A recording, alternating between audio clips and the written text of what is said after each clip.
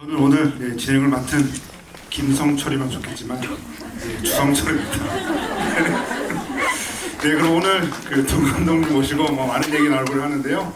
네, 민규동 그리고 강면석 감독님 인사 말씀 부탁드리겠습니다. 네, 안녕하세요. 민규동입니다. 반갑습니다. 네, 안녕하세요. 강현석입니다. 반갑습니다.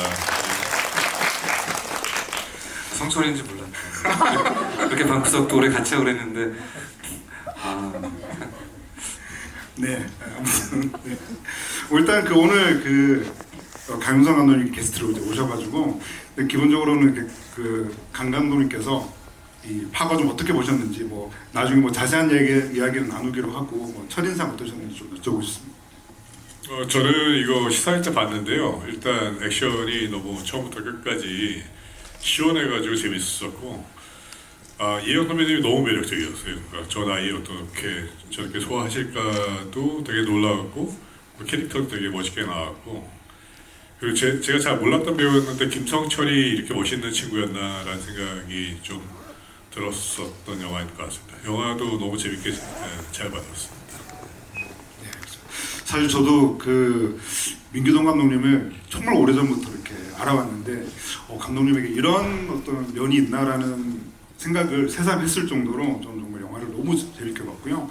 그러니까 액션 장르로서의 굉장히 충실한 어떤 그런 장르적인 재미랑 그리고 이제 조각기라고 하는 캐릭터를 중심으로 어떤 삶의 회한이라 그럴까 어떤 인생을 관통하는 어떤 그런 정서까지 이렇게 조화롭게 어울릴 수 있나라는 생각을 했을 정도로 너무 이 영화를 즐기면서 봤습니다. 네.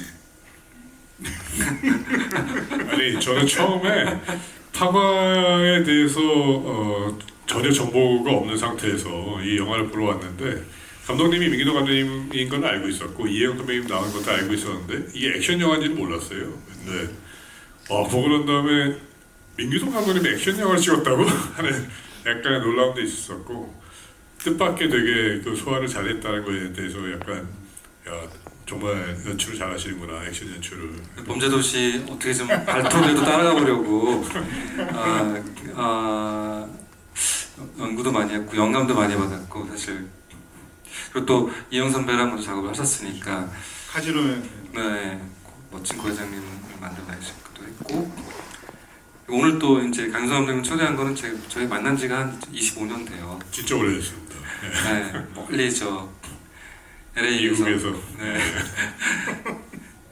라스베가스를 향하는 그때 민규동 감독님이 김태용 감독님이랑 여고괴담 2를 찍고, 그 다음에 이제 저희가 친분이 있어서 미국에 오신다고 그래가지고 약속을 잡고 LA에서 행사를 하고, 그다음에 제가 몰고 있는 차를 타고 라스베가스를 갔어요. 카지노라는 게 너무 궁금하다고 하셔가지고 가는 도중에 그 두 분이 카지노의 확률에 대해 가지고 한 거의 몇 시간 동안 얘기를 하고 계시더라고요. 그래서 그때 기억이 좀 납니다. 네, 결국은 카지노를 만드시더라고요. 돌아오는 길에 우리가 얼마나 돈을 잃었는지는 사막에 묻고 오자 그렇게 왔었는데, 그때 저한테 아주 두꺼운 영어로 된 시나리오를 주셨어요. 그래서 미국에서 교포분이 어떤 영화를 준비하는구나 이렇게 생각했었고, 대단하다, 영화로 그 당시에.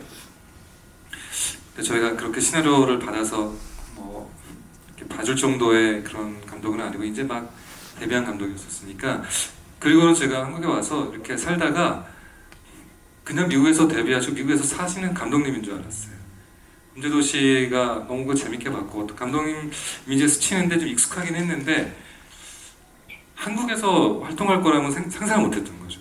그리고 한참 지나서 그때 봤던 분이 한국에서 오랫동안 준비해서 이렇게 멋진 영화를 만들었구나 해서 너무 반가웠었고, 또 하다 보니 이번 영화에 이혜영이라는 공통 분모가 또 생기고 이렇게 집유기까지 하게 돼가지고 그때 인연이 오늘 많이 떠오르는 그런 순간이네요. 저는 근데 무엇보다 감독님이 장르를 넓혀가지고 액션을 하신 거를 너무 잘했다고 생각을 합니다.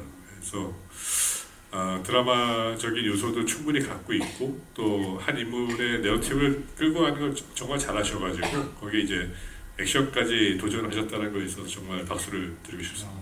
너무 고맙고요. 찍어보니까 단순히 이제 즐길 때, 제가 간신을 찍으면서 사극 액션을 해봤는데 그건 거의 약간 무용처럼 현대적이지 않은 약속된 이제 거의 연출인데 뭐 우리 범죄도시 볼 때 그냥 너무 즐겁잖아요. 한 장면 한 장면이 어떻게 만들어지는지 세공되는지는 정확히는 잘 모르고 성룡 영화 때부터 우리는 늘 즐겨왔던 세대긴 한데 제가 가운데 서서 그 어려운 조건 속에서 그거를 뚫고 나가다 보니까 그걸 만들어내는 사람들에 대한 존경심이 그리고 액션을 그렇게 좋아하시고 외형콩 영화 이렇게 좋아하시고 이런 게 여기에 중독성이 있고 또 큰 만드는 과정 보는 과정의 행복이 동시에 들어있구나 이런 경험을 했던 것 같아요.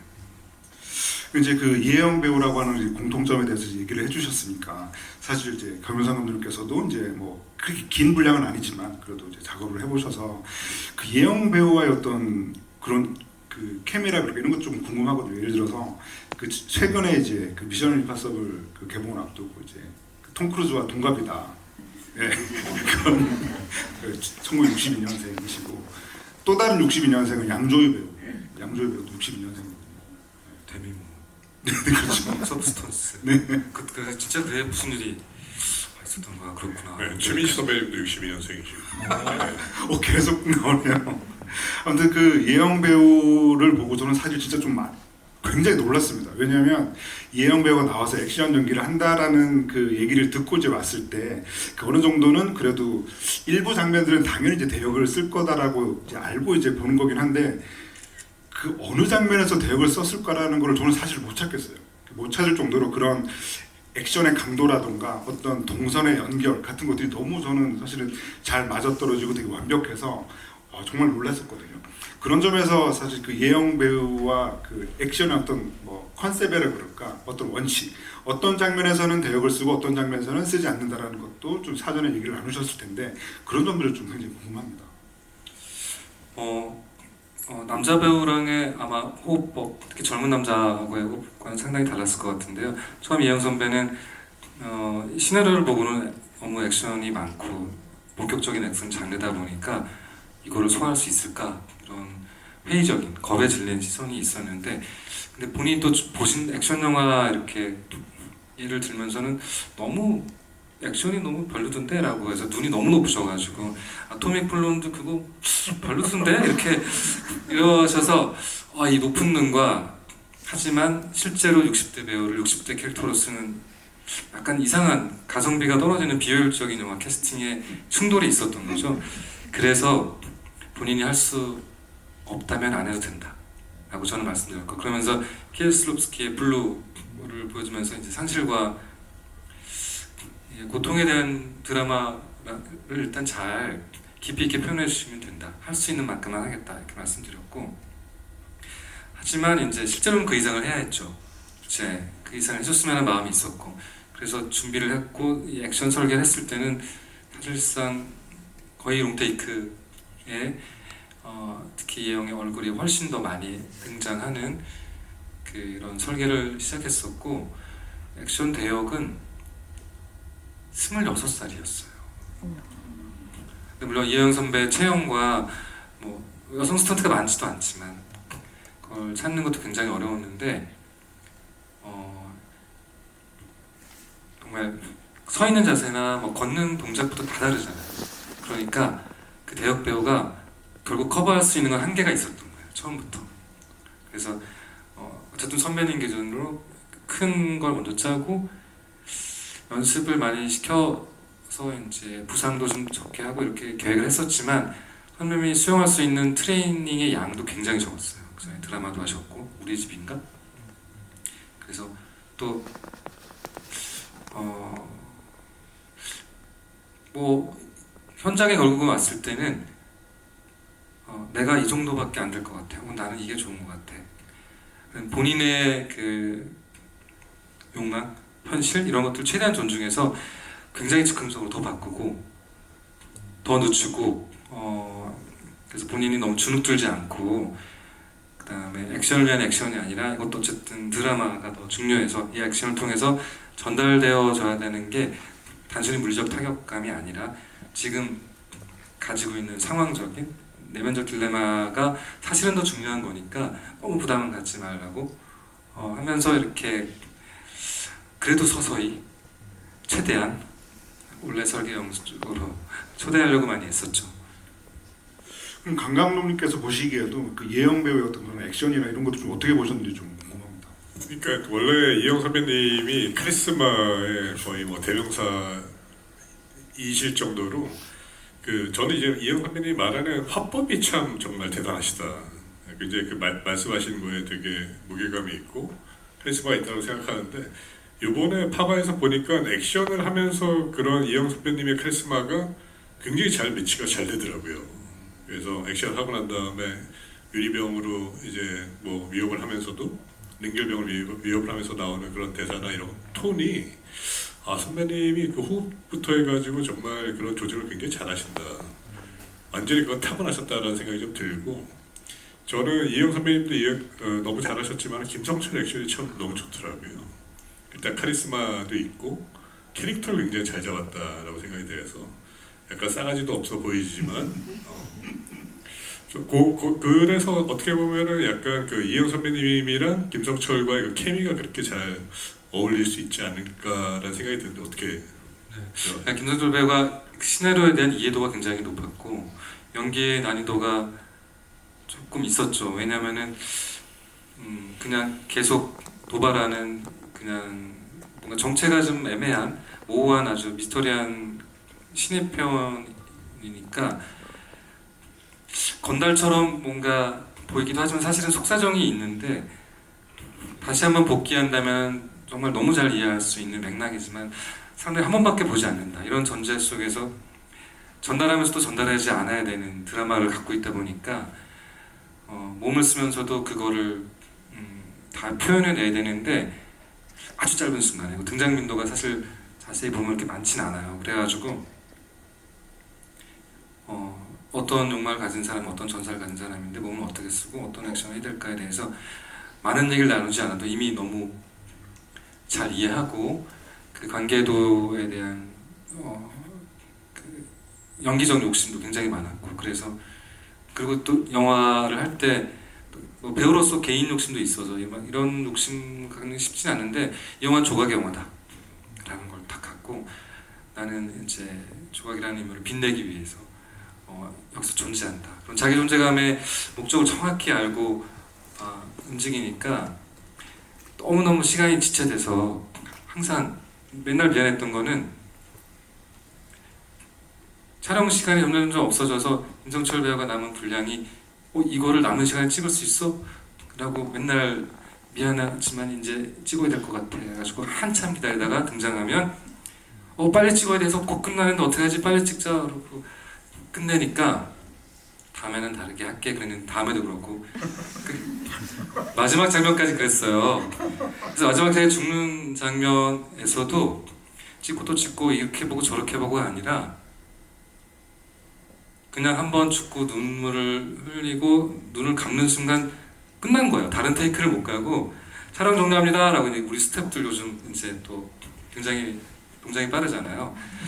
그래서 그게 끝까지 너무 미안했거든요. 그래도 결국은 그 제한되는 시간과 조건 안에서 내가 수행해야 될 몸과 마음과 연기의 모든 것들을 그 안에서 어쨌든 찾아내서 한 거 보면은 이제 성철을 만난 것도 행운이었죠. 아니 그게 항상 보면은 뭐 어떤 감독님들은 이제 원테이크에 오케이 하는 경우가 많거든요. 어떤 감독 그런 분들도 계시는데 그런 분들을 겪어본 배우분들은 저분은 원테이크에 오케이를 하시니까 내가 이 원테이크에 최선을 다해가지고 모든 걸 쏟아붓겠다. 약간 그런 심정으로 김성철 씨가 연기를 하셨을 것 같다는 생각이 좀 기회가 자주 없다. 나한테 이런 어떤 시간에 쫓기고 있고 내가 이번에 못하면은 끝장이다 뭐 이런 각오를 하셨을 것 같은 생각이. 근데 영화 끝날 때까지 그 마음을 표현 안 했어요. 끝나고는 아쉬움을 표현했지만 그건 대단한 거죠. 완전 신인 배우도 그렇게 하기 쉽지 않은데 그러니까 결국 이 영화의 목적과 뭐 방향성과 주제와 모든 비전들을 완벽히 이해하고 있었기 때문에 가능했던 일 같아요. 네, 그 중간에서 굉장히 중요한 공지 말씀을 드리면요. 한 10시 한 40분 정도까지 진행을 할 예정인데 현장 질문해 주신 분께는요. 여기 영화 대사가 쓰여 있는 책갈피를 선물로 드리고요. 그리고 이제 그 질문자랑 무관하게 그리고 저희가 이제 좌석 배치도를 보고 아무나 찍어서 6분께는 사인 포스터 A3 사이즈 포스터를 드리도록 하겠습니다. 네, 저는 이제 계속 얘기를 나누고 있는데 저는 이제 이 작품을 보고 난 다음에 그 후반부의 이제 죽음과 그리고 이제 김성철 배우의 이제 목소리로 이렇게 노래를 들으면서 느끼게 되는 어떤 감정이 저는 이게 이 영화 자체가 너무 아름다운 풍경이다 그런 생각을 했어요. 왜 그렇게 생각을 했냐면 이 이혜영 배우와 이제 김성철 배우는 뭐 쉽게 말하면 이제 뭐 남녀 그리고 어떤 신구 배우 어떤 조화인데 이혜영이라고 하는 배우는 이 한국 영화사의 거장이시죠. 이만희 감독님의 딸이라고 하는 그런 후광을 스스로 이제 떨쳐내려고 하시면서 정말 우리가 한국 영화의 침체기라고 불렀던 1980년대부터 정말 고군분투하면서 이 자리를 지켜내시고 현재 이르러서는 뭐 영화와 드라마를 오가면서 정말 대배우가 되신 분이라고 한다면은 이 김성철이라고 하는 배우는 정말 말 그대로 고도로 훈련된 뮤지컬계에서 잔뼈가 굵은 이 젊은 남자 배우가 이렇게 한 영화에서 만난다고 하는 그 풍경이 전 너무 아름다운 거예요. 그래서 저는 사실 캐스팅만으로도 이 영화는 뭔가 다 했다 뭐 그런 생각이 들어서 이 두 배우를 딱 처음 이렇게 카메라 앞에 두고 보셨을 때 감독님 느낌 어떠셨는지도 좀 궁금합니다. 네.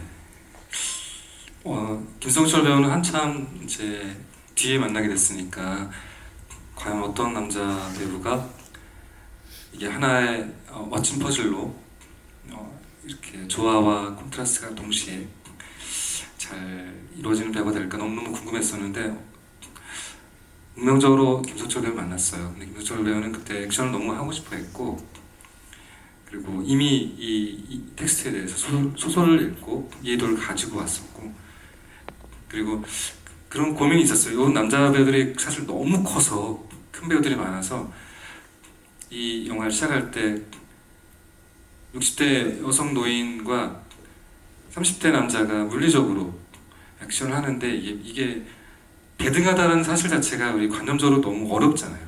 사람들이 딱 봐서 뭘 말도 안 되는 거를 그냥 남자가 영화적으로 봐주면서 이런 느낌이 들까봐 그러면 너무 사실적이지 않기 때문에 한때 아무리 전설적이었다고 해도 소설로서는 이해가 되지만 영화적으로 이해시키는 게 어려운데 그래서 이제 소년미와 이제 광기가 섞여 있는 많은 배우들이 그렇진 않죠. 그런 시기를 또 모든 배우들이 그냥 살짝 스쳐서 지나가는 거라 둘이 섰을 때 그 밸런스가 굉장히 좋구나 사실 그런 생각이 들었었고 그거는 이제 배우의 일생에서 어떤 이제 그 생애 곡선의 우연한 만남이 영화와 저와 배우와 뭐 이런 게 다 만나야 되잖아요. 그래서 그 순간에 아주 행복하다는 생각이 들었고 아슬아슬하게 그 어려운 조건을 뚫고 끝까지 잘 만들어진 것 같아요. 마지막에 노래를 제가 완성하면서는 그것이 정말 이제 이 둘의 만남에 이제 완벽한 어떤 하나의 활용점정으로서의 마침표가 되겠구나 그런 생각이 들었어요. 노래를 모든 배우가 잘하는 건 아니다 보니까 죽은 다음에 유령으로서 진원곡을 부르게 한다는 컨셉도 만약 김성철 배우가 아니었으면 생각을 못했을 것 같아요. 혹시 강 감독님께서 이 작품에서 그 개인적으로 꼽는 어떤 한 장면이 있다 그러면 혹시 어떤 장면이 있을까요? 저는 처음에 그 도입부에서 김성철 배우가 그 잡혀와가지고 눈가를 얼마나 뭐 살래 뭐 하는 그 부분이 굉장히 매력적이었어요. 10 했었을 때 10억? 뭐하는데 10초 안에 널 죽이게 하는 게 되게 매력적이다.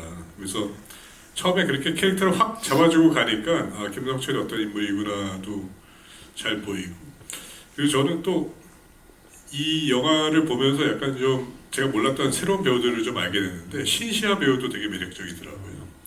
그 신시아 배우는 어떻게 캐스팅하시나요? 신시아 배우는 그게 또 좀 어려웠어요. 왜냐면은 이혜영 배우가 워낙 독특하잖아요. 젊은 시절도 굉장히 독특했고 한국적이지 않으면서도 한국적인 묘한 사실 마스크가 있기 때문에 아역으로 갔을 때 닮아야 되는데 닮은 배우가 없을 것 같은 거예요. 그래서 이 영화는 도영과 김성철도 조금 다르잖아요. 기생충의 아역 배우인데 그래서 신시아랑 이혜영 굉장히 힘겨운 삶을 살았다. 어쨌든 얼굴에 많은 변화가 있다. 이런 기본적인 내적 합리화를 가지고 신시아 배우는 마녀2에서 살짝 스쳐서 봤는데 아직 발굴되지 않은 어떤 배우인지 우리가 잘 아직 모른다는 저는 느낌이 좀 있었고 그래서 짧고 강렬하게 이게 과일로 비유되는 영화 속에 인생이 있으니까 아주 풋 과일처럼 그런 신선함과 청초함을 동시에 가지되 또 굉장히 얼음처럼 차가운 면모를 가지고 있는 그런데 영화의 시작은 10대인 거예요. 15살 때 가는데 제가 16살 때 첫 살이를 하니까 그런데 20대까지 또 이어져야 되니까 또 굉장히 어린 이미지, 10대를 할 수 있는 이미지인데 또 어른으로서 성장한 것까지 한 10년을 커버할 수 있는 얼굴을 찾다 보니까 신시아 씨를 만나는 것 같아요. 그러니까 저는 신시아 배우를 잘 몰랐는데 이 영화에서 보니까 되게 약간 그 백지 같은 느낌이 있더라고요. 뭐 꾸미지 않고 정말 그냥 순수한 느낌이 있어서 약간 그런 거를 좀 의도하신 건가요? 아니면? 네, 그렇죠. 처음에 이제 학대당하고 쫓겨나서 이렇게 누군가에 의해서 구원을 1차 받을 때 그 이전의 삶과 그 이후의 삶이 너무나 크게 달라져야 되니까 그 이전의 삶에 이런 거친 피비린내 나는 삶이 어느 정도 장착돼도 될 것 같은 인물은 아니어야 된다라고 생각했었어요. 전 시골의 무지랭이의 새로운 세계로 들어올 수밖에 없는 그래서 그 세계가 그리울 수도 있지만 돌아갈 수 없는 시간이 되어야만 이 아픔이나 딜레마가 더 잘 거라는 생각이 들었고 그래서 지금 다음 영화도 보니까 완전히 또 제가 상상도 못하던 굉장히 또 매력적인 역할에 도전하고 있더라고요. 네, 그래서 영화를 하고 있기도 하고 김지훈 감독님 영화에 등장하는데 또 이 영화에서 볼 수 없었던 또 새로운 매력을 또 볼 수 있을 것 같아요. 너무 기대돼요. 그 마녀 2편이었나요? 그 신시아 배우 그 편? 네. 예, 거기서 처음 보고 그 강 감독님 말씀하신 그런 굉장히 독특한 매력을 느껴봤던 것 같고요. 그 저는 이제 그 이혜영 배우 같은 경우에 제가 이제 개인적으로 이제 좋아하는 장면들을 꼽는다고 하면 그런 것 같아요. 그러니까 뭔가 그 이혜영 배우, 김성철 배우 하면 굉장히 뭔가 그 선명한 배우들인데 작품 속에 이제 강 선생과의 어떤 관계나 이런 것들을 보면은 뭔가 되게 머쓱해하거나 좀 기웃거리는 느낌, 약간 이런 느낌에서 굉장히 그 장르적으로 되게 센 캐릭터인데 저런 감정들까지 되게 잘 표현하시는구나, 좀 그런 생각을 좀 해봤던 것 같습니다. 네, 액션 영화인데 조금 더 다른 지점이 뭐가 있을까? 아마 그 원작에서 파생된 에센스를 영화적으로 뭔가 잘 가져간다면 아마 그게 될 텐데 단순히 물리적인 액션을 넘어서는 늙음과 인생에 대한 얘기를 하도록 가져간다면 뭐가 있을까 해서 강 선생이 별 등장의 양이 많지 않지만 너무 중요하게 이쪽 세계는 완전히 다른 어둠의 세계, 빛의 세계인데 사실은 상실은 같이 공유하고 있는 그런 세계를 등장시키고 이 가운데 이제 알 수 없는 투라는 인물이 있어서 이 삼각형이 계속 묘하게 굴러가는 그런 내적 서사를 만들다 보니까 스토킹 하는 것처럼 비호감이 생기면 안 되는데 이런 걱정을 하면서 그리고 그때마다 눈빛이 다 달라야 돼가지고 그래서 계속 아주 자세히 보면은 그 매 순간 차별적인 연기를 하고 있어요. 다가갈 때마다 그 이해받지 못함 그리고 자신의 그 엄청난 레전드로서의 레거시를 버리고 너무 작은 것 때문에 이렇게 흔들리는 모습이 너무 답답하고 막 안타깝고 은퇴하려고 할 때는 막 미치겠고 막 이런 감정들이 계속 이제 투한테는 쌓이는데 표현을 또 하면 안 되니까 그런 맥락들로 조금씩 그 작은 변주들을 찾아가는 연기를 했던 것 같아요. 그리고 이제 오늘 이제 그 선물을 질문을 총 6분 받을 수 있고 그리고 이제 포스터는 5분에게 나중에 이제 저희가 번호를 호명해서 이제 드리려고 하는데요. 최근에 이제 파과알이 빠지신 그 N차 관람하시는 분들 워낙 많아지고 그러면서 그 질문자들이 굉장히 많다고 하더라고요. 그래서 그 강림 감독님께서 혹시 뭐 그래도 질문하실 게 있으면 받고 객석으로 마이크를 넘겨보면 어떨까 합니다. 제가 감독님한테 궁금한 거는 처음에 이 작품을 기획하시면서 60대 여자의 아무리 전설이라고 하죠 60대 여자 액션 어떻게 디자인할까에 대한 고민이 있으셨을 거라고 생각이 듭니다. 그래서 그거에 대해서 어떤 고민을 하셨는지.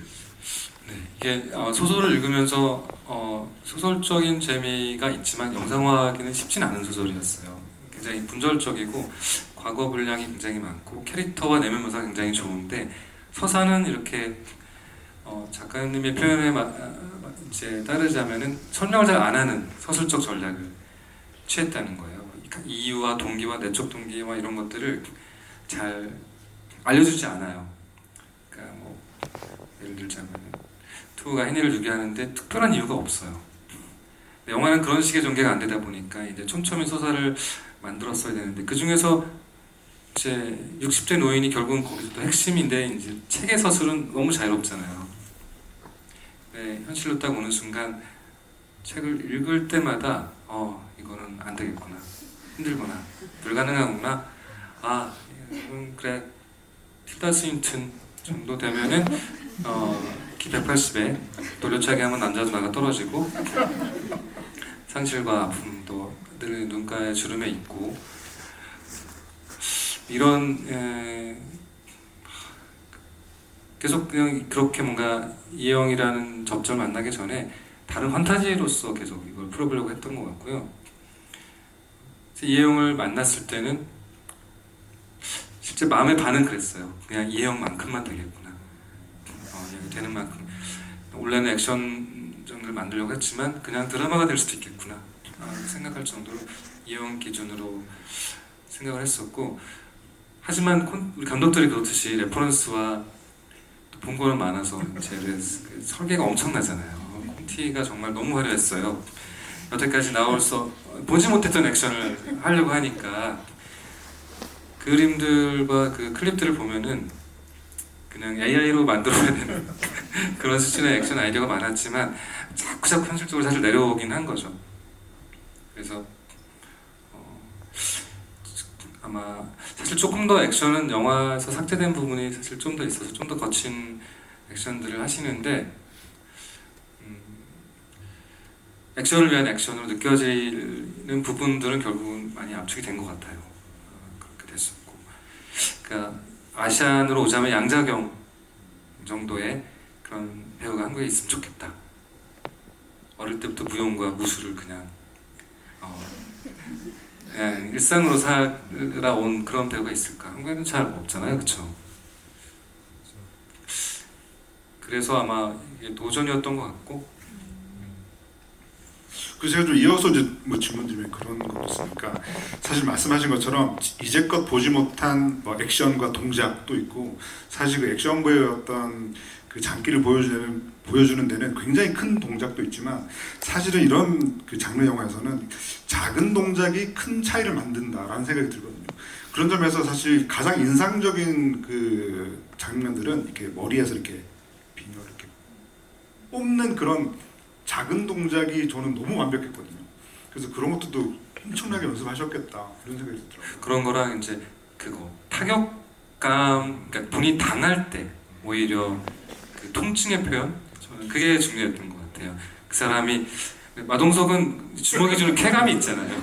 상대방이 나가 떨어져야 우리는 재밌는데 여기 노인이고 60대라면은 얼마나 질긴지 그리고 결국은 마지막 한 수 공간을 이용하는 방식 얼마나 효율적일지.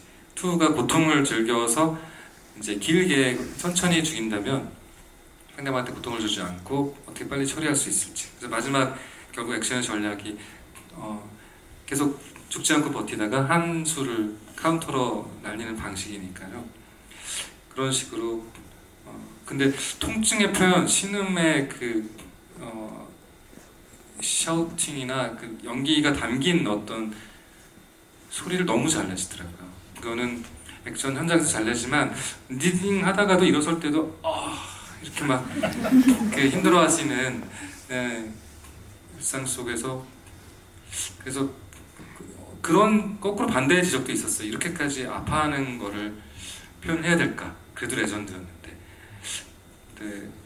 그래서 보기에 정말 아픈 느낌이 들 때 그 신음 소리는 너무 자연스럽지 않을까. 그래서 어떤 영화에서도 볼 수 없는 아마 액션 주인공의 당하는 아픈 소리가 좀 더 많지 않을까 생각이 들어요. 예, 저도 이 액션이 굉장히 영화에 많은데 액션 디자인을 되게 잘했다라고 생각하는 부분이 사실 때리는 것보다 이제 맞는 거에 대한 연기와 그 고통에 대한 표현이거든요. 근데 그게 되게 배우분들이 뭐 이혜영 선배님뿐만 아니라 김성철 씨도 너무 잘했고, 그래서 그 사람도 맞고 그 사람도 아파하고 이런 모습들이 너무 잘 묘사가 돼 있어가지고 진짜 같은 액션이 좀 묘사가 됐다는 생각이 들고, 그런 쪽으로 되게 약간 좀 방향을 잘 잡으신 것 같다는 생각이 좀 들었습니다. 만약에 이게 그냥 전설적인 킬러라고 해가지고 하나도 안 아프고 다 죽이고 막 뭐 정말 손톱만큼도 안 다치는 그런 액션이었다면 정말 허탈했었을 것 같아요. 근데 흥행은 더 됐을까요? 한 번 때릴 때마다 커다란 타격감을 넣고. 그 질문을 제가 하고 있어요 요즘. 나는 어떤 쾌감을 이 관객들에게 주는 걸까? 줬을까? 나는 오락 영화로서 또 장르적 미덕이 있어야 되는데 얼마큼 줬을까? 뭘 줬을까? 이런 질문을 계속 해보고 있어요. 이렇게 함께 앉아 계시고 또 마동석 얘기를 하니까 뭔가 마속도와 조각의 대결 이런 것도 같은 날 개봉했잖아요. 저희가 인연이 많아요. 게다가 우리 이 파묘를 잇는 파 시리즈 감독으로서 이제 파고하지만 여기 다음 작품 파인이거든요. 파인이 7월에 이제 그래서 오픈을 합니다만은 저 사실 홍보하려고 나왔어요. 그래서 파묘 2로 좀 헷갈리고 극장에 오시는 분들 있길 바랬는데 파파로 혼동하시고 오신 분들이 있었다고. 아무튼 그러더라고요. 질문 받아볼까요? 네, 파인 공개일까지도 얘기를 했으니까 마음 편히 마이크를 객서로 넘기도록 하겠습니다. 7월 16일입니다. 네, 손 들어주시면은 말씀드리겠습니다. 예, 저기 뭔가 감독님 보러 부산에서 왔어요라고 쓰신 분께 내일 동당 출근이라고. 네. 요즘 파 과몰입에 빠져가지고 근데 몰입할 수 있는 대상이 너무 좋은 영화라 가지고 일단 감독님께 감사 인사 드리고 싶고요. 제가 궁금한 거는 그 원작의 2가 조각의 어떤 눈썹과 뺨과 입술을 보면서 알아봤다는 어떤 묘사가 있었는데 실제 영화에서는 어린 도영이 조각이라는 인물을 처음 인지하는 것도 안녕이라는 인사의 그 목소리로 인지를 했었고, 또 2가 이제 신선방역에 스카웃 하려고 이렇게 찾아왔을 때 그 뒤로 조각이 지나가는데 안 쳐다보고 있다가 그 이제 깽판 치는 거를 조각이 이제 저지를 하면서 사람 쪽 가려서 받지라는 그 목소리로 뭔가 조각이란 존재를 인지를 한 것 같았거든요. 그래서 왜 그 조각이란 존재를 인지하는 그 감각을 뭔가 시각적인 거에서 혹시 이렇게 청각적으로 바꾼 혹시 연출적인 의도가 있으신지 좀 궁금합니다. 그 전에 파관을 몇 번 보셨어요? 저 4번. 와, 네. 파과몰입. 네, 맞습니다. 영화가 또 텍스트로 구성된 소설하고 다른 영역이라 처음에 조각을 바로 얼굴을 볼 수 없게 자기를 못 보게 발로 차버리잖아요. 그 목소리로 그 25년 전 걸 알아본 것이고, 신시아 얼굴에서 이제 이영 얼굴로 45년 거의 50년의 세월이 있어서 못 알아보는 게 전 자연스러울 수 있다고 생각했었어요. 그래서 얼굴을 보고는 바로 알아본다는 거는 거의 불가능하다고 생각했었고, 조각도 마찬가지로 도영이를 보고 지금 투어를 바로 알아본다는 것도 불가능하고 그렇게 서로 엄청난 세월의 간극이 좀 있을 거라 생각했었고 소설은 향수도 나오죠. 향수를 뿌리고 다니는 맥락도 있고 그 영화에 찍히기도 했었어요. 그냥 처음 가정부 들어갈 때도 향수를 뿌리고 들어가요. 조각이.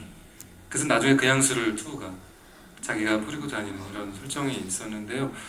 그리고 처음에 이제 너무 이렇게 확대받고 가정부가 늘 들어왔다 나가고 아빠한테 뭔가 착취를 당하고 떠나는 과정을 많이 봤기 때문에 기대가 없었고 그래서 안녕 하지만 돌아보지도 않죠. 어차피 금세 떠나갈 사람일 수 있으니까.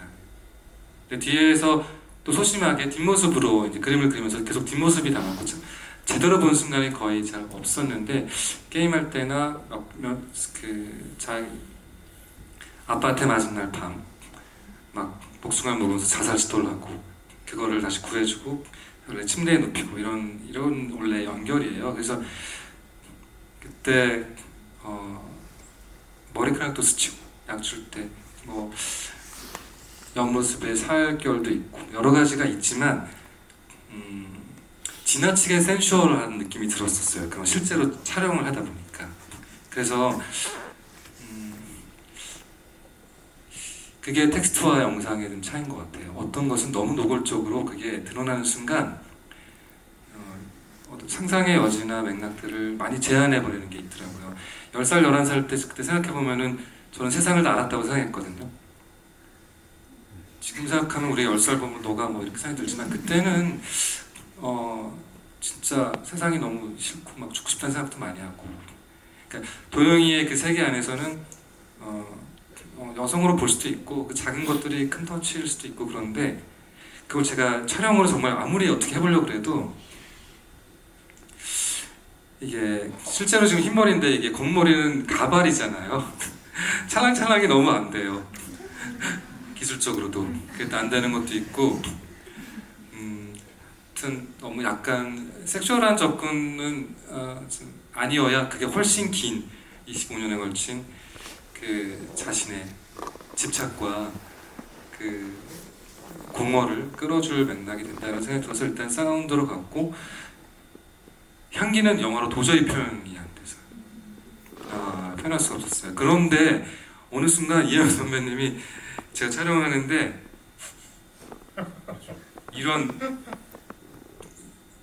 그래서 제가 설정 안 했는데 그 향수를 맡고 그 향수나 뿌리고 다니는 너 같은 놈이라면서 막 그 연기를 하시는 거예요. 그래서 저는 뭘 더듬으셨나? 라고 전했더니 푸르젤 향수를 맡았어. 쟤는 그런 놈이잖아. 라고 알아서 소설적 모티브를 갖고 와서 연기를 하셔가지고 그러셨구나 라는 얘기를 한 적도 있었어요. 네, 또 다음 줄 받겠습니다. 이번에는 이쪽에 모자 쓰시고 흰색 옷을 입으시는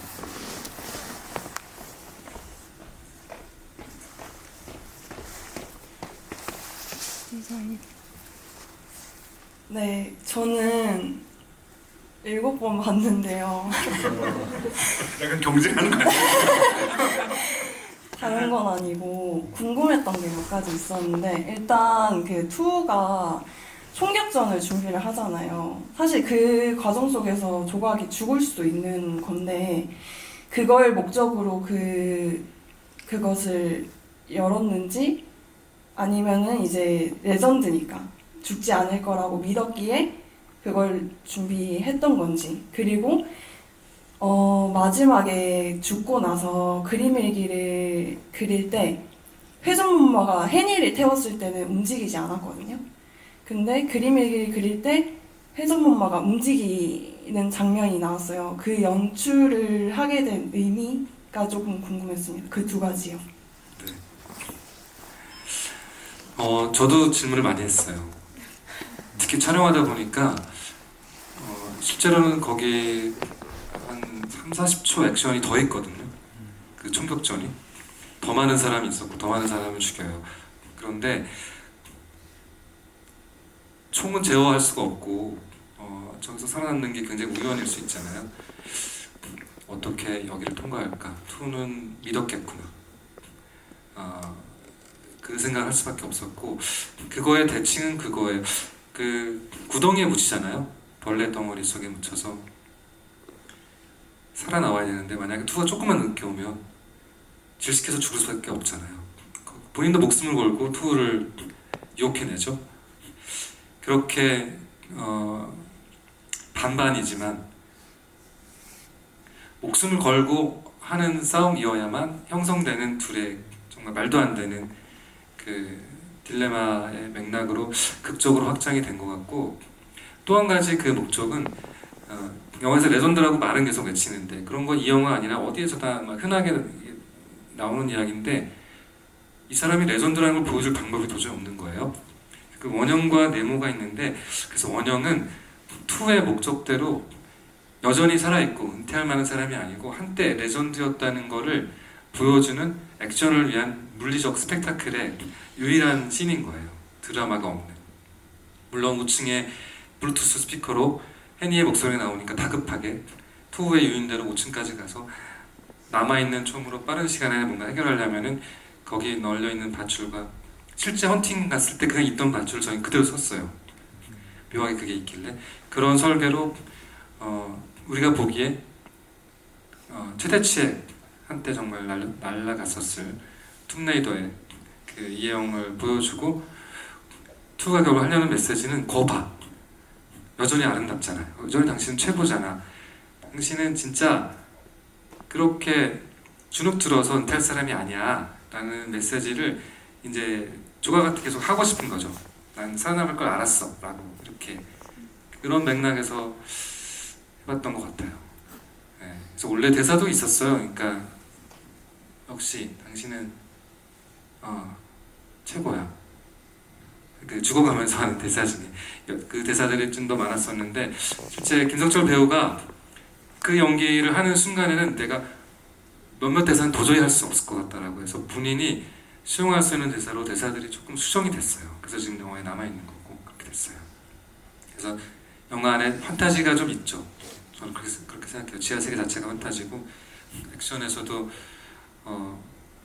물리적인 거를 넘어서는 맥락도 있는데 의미적으로 그 말도 안 되는 승부가 하찮은 복수가 아니라 뭐 더 큰 걸 바랬잖아 라는 맥락들의 싸움으로 그냥 연결되게 이렇게 설계해봤어요.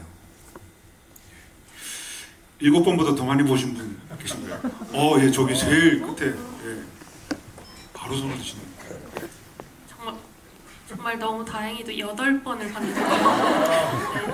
그래서 감독님 건강하셨으면 좋겠고 네. 제가 궁금했던 거는 이제 많은 분들이 물어봐 주셔서 해결이 됐는데 그 중에 하나가 그 투가 이제 애들은 건드리지 않아 그게 당신만의 룰이지라는 얘기를 하고 그리고 이제 그게 조각의 룰인지는 명확하게 밝혀지진 않았잖아요. 그리고 투가 이제 물에 빠져서 내가 원칙을 깨게 됐다라는 얘기를 하는 게 이제 아이를 건드리지 않는다는 조각의 원칙을 본인이 따라가는 건지 그리고 혹시 그게 뭐 아니라면 투만의 다른 원칙들이 있을지 그런 것들이 좀 여쭤보고 싶었습니다.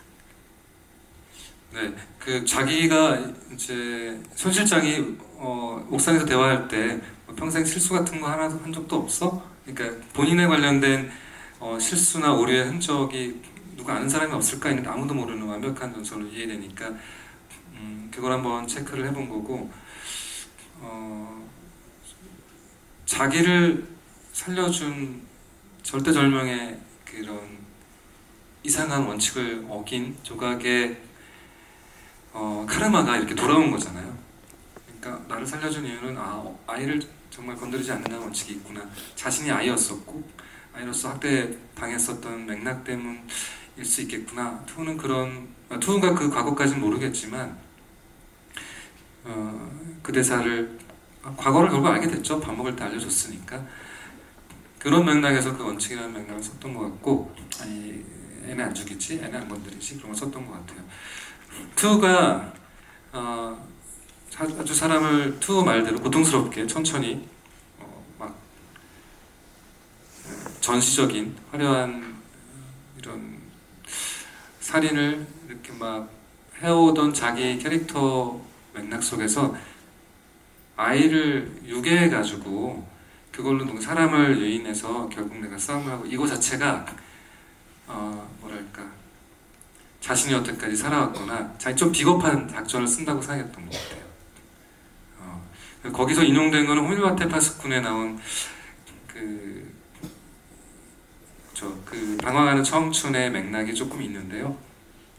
그래서 내가 정말 너무 화가 났고 내가 정말 당신을 구해준 순간 나를 바로 대신해서 나에게 사과를 하는 순간에 나의 뒤통수를 친 것에 대해서 내가 너무 화가 났다라는 메시지를 전하기 위해서 그조차도 사실은 마음의 온전한 솔직한 고백이 아니라 역시 조각을 끌어내면서 조각을 자극해서 날 좀 보게 하려는 맥락의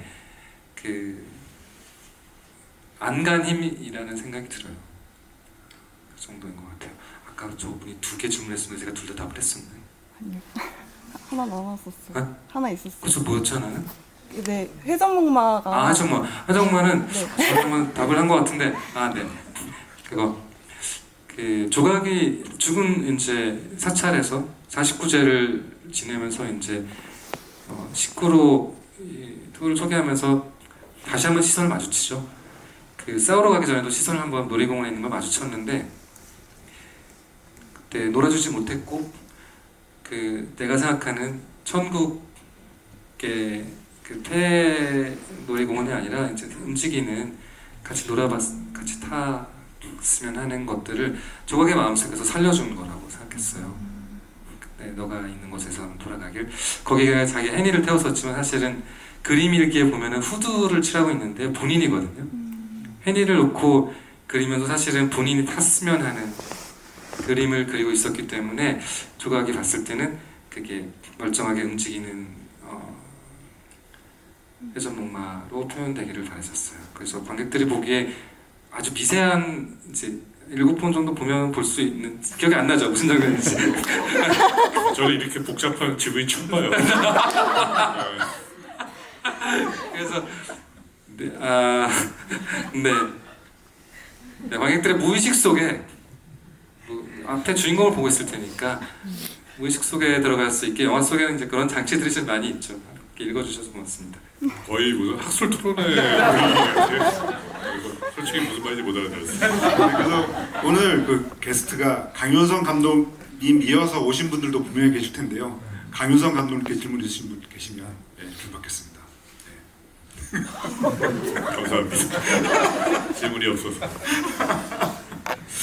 네, 그럼 이제 시간 관계상 마지막 한 분.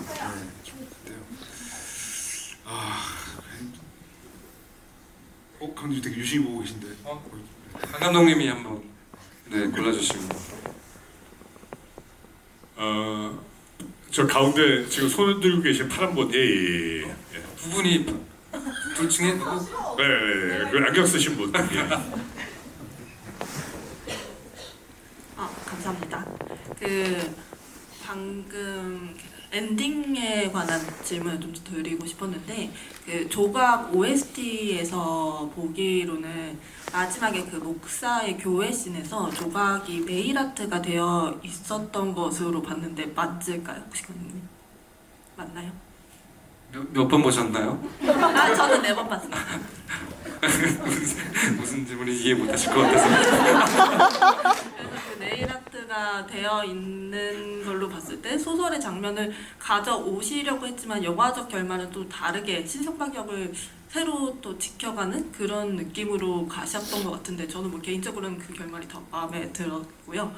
혹시 그거를 생략하게 되신 그런 의도가 있으신지 여쭤보고 싶어요. 지금 이제 북미 개봉도 하고 이제 동남아 개봉도 하고 그러는데 해외에 계신 분들은 네일아트를 보실 거예요.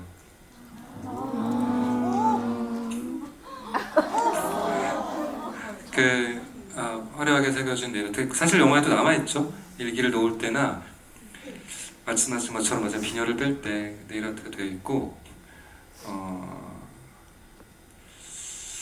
왼쪽 팔도 잘려 있어요. 그 투한테 손목을 많이 그리기도 했고 손목을 내주면서 사실 팔을 내주면서 그 간을 찌르는 그 어떤 전략적 교환을 했었기 때문에 팔도 잘라냈어야 됐고 그래서 베를린 상영된 그 버전에서는 이제 전체적으로 그 맥락들이 다 있는데 국내 버전은 베를린 가기 전에 이미 심의 신청을 하면서 굉장히 좀 압축된 버전으로 압축이 돼 있었고 여러 가지 고민과 논의가 있었어요. 감독이 혼자만의 의지와 뜻으로 영화를 만들어가는 게 아니고 정말 제작진들의 피나는 노력과 수많은 의견과 그리고 많은 모니터링 시사회와 뭐 여러 가지 고민 끝에 압축이 됐던 것 같아요. 그러니까 그 네일아트가 등장하려면은 이미 앞에서 네일아트 씬이 몇 개의 씬이 있었기 때문에 동시에 이제 훨씬 더 영화가 길어지게 되는 맥락도 있었고 그리고 소설에서는 소설이 주는 전체적인 맥락이 그 집적된 결과로서 그 의미가 훨씬 더 잘 살아날 수 있는데 영화로는 다른 걸 생각하면서 네일아트만 딱 등장하면 어려운 점이 좀 있었어요. 그래서 혹시나 이제 좀 확장된 버전이 있다면은 보게 되지 않을까 그런 생각이 드네요. 예, 알겠습니다. 네. 이제 시간 관계상 5분을 추첨하려고 하는데요.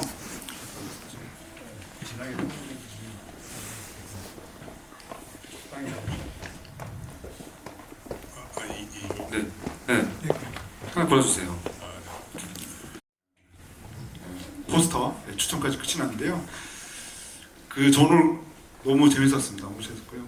그 감독님 복잡한 질문을 하셨는데 머리와 바쁘신 시간에 사실 이렇게 뭐 원작에 대한 얘기도 하면서 이렇게 영화에 대한 깊이 있는 얘기를 나누는 그런 GV를 하는 것도 저는 굉장히 아름답고 행복한 풍경이라고 생각을 하거든요.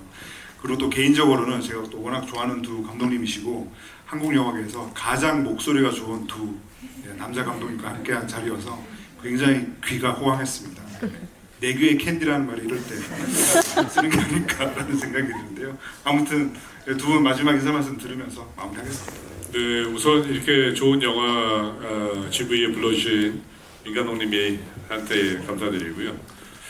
그리고 근래 들어가지고 참 한국 영화가 되게 많이 어렵고 극장에도 사람이 없고 이런데 파과가 좀 더 입소문을 내서 좀 장기 흥행을 했으면 좋겠다, 장기 상영을 했으면 좋겠다라는 바람을 가지고 오늘 GV에 참석을 했습니다. 그리고 앞으로 GV에 올 때는 영화 4번 정도를 보고 오겠습니다. 파인 공개는 언제라고요? 큰 걸 빼먹을 뻔했네요. 예. 파이는 7월 16일 디즈니 플러스에서 공개를 하니 많이 시청을 부탁드리겠습니다. 네, 새로운 작품 너무 기대되고요. 사실 근데 저희 손 실장님도 거기 등장하시는 김강우 배우와 또 변현 배우인가요? 네, 양세정 배우랑 다음 주 거의 며칠 있다 촬영에 들어가요.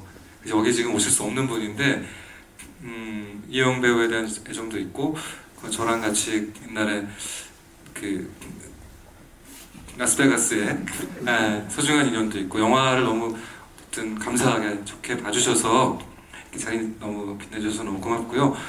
그리고 여러 번 봐주신 관객분들도 너무 감사하고 그렇게 보셨는데도 우리가 아직도 너무 그나마 정말 이렇게 너무 가몰입해주시고 읽어주시고 써주셔서 이 정도로라도 많이 선방하고 있다고 생각하고 너무 감사드립니다.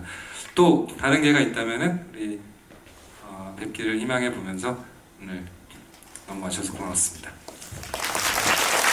네, 두 분께 큰 박수 드리면서 마무리하겠습니다. 감사합니다.